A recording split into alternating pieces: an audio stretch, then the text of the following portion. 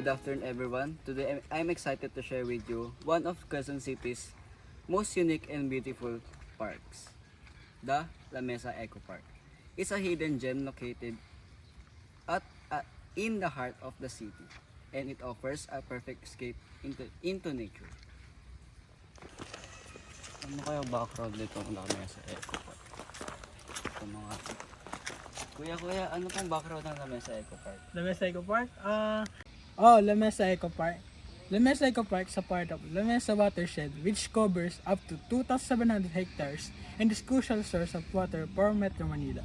The water park itself was developed in the 1990s and it was transformed from a reservoir area into a public eco-tourism park.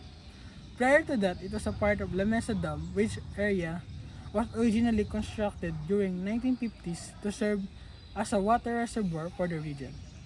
The area became a park in 2001 and it was officially opened to the public with the goal of promoting environmental awareness and conservation.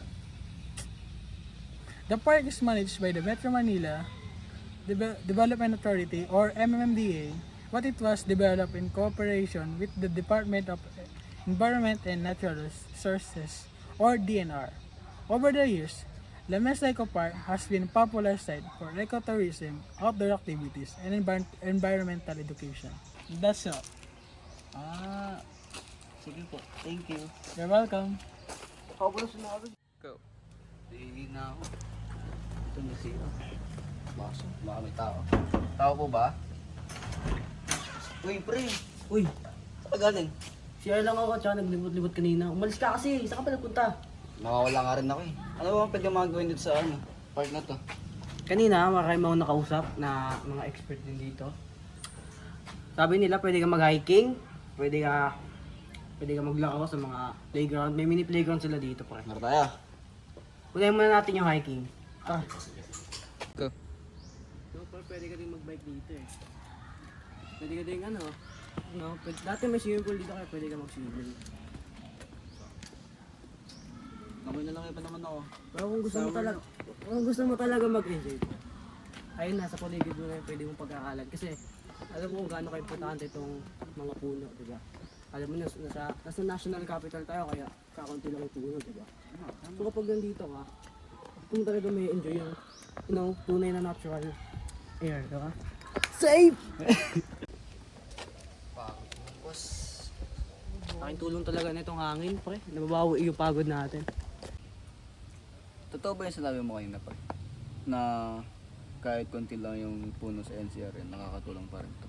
Siyempre naman, lalo na to. Ito sa mga magagandang project na ginawa ng government natin noon. Kasi dahil dito, nakakaranas pa rin yung mga tao na nasa syudad ng, alam mo na, yung mga aliwalas ng hangin. Yung parang pang probinsya ganun. Oo, tama. Kasi, di ba kapag nasa labas ka, ang nakikita mo yung mga usok, di ba? Nakakaligap mo. Grabe pollution nun. Grabe pollution. Pero kapag nandito ka, parang bumabalik yung pagkabata mo nung malaki yung mga puno, di ba?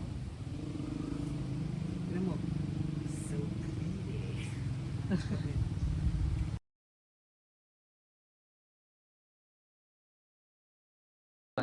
Hey, these are the planets surrounding the Sun, also known as the solar system. First is the Mercury, the nearest planet on the Sun. Nextly is the Venus, the hottest planet in our solar system because it's trapped the heat from the Sun. Pat yan, okay. Cut. Scroll ko ha. Mamsim.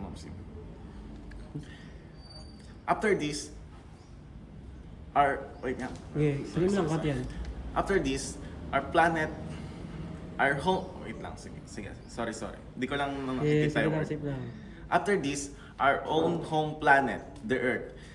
The Earth is in the Goldilocks zone, meaning organisms can live to it. Next is Mars, also known as the planet of robots. It is called planets of robots because we are trying to use robots to colonize the Mars. Nextly is Saturn, a planet that has a ring-like shape orbiting it from crashing its own moon. Next na. Uranus. This is one of the largest and coldest planet or the ice giants. Similar to Uranus, Neptune has an icy and cold planet environment, and the only kid difference between it is Neptune has a storm.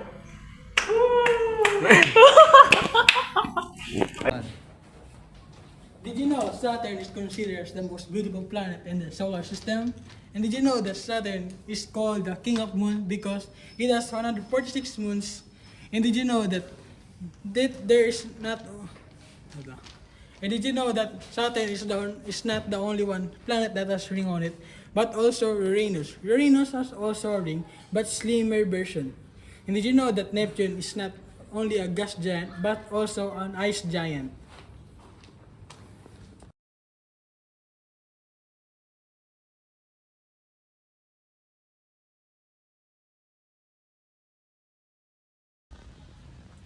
Hihina ako. Kasi ano? Tao po ba dyan? Uy, Ay,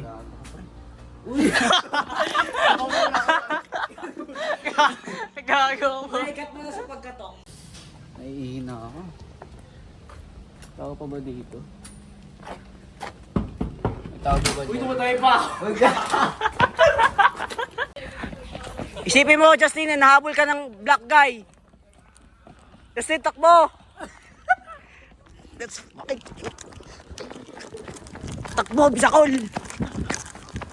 Uy,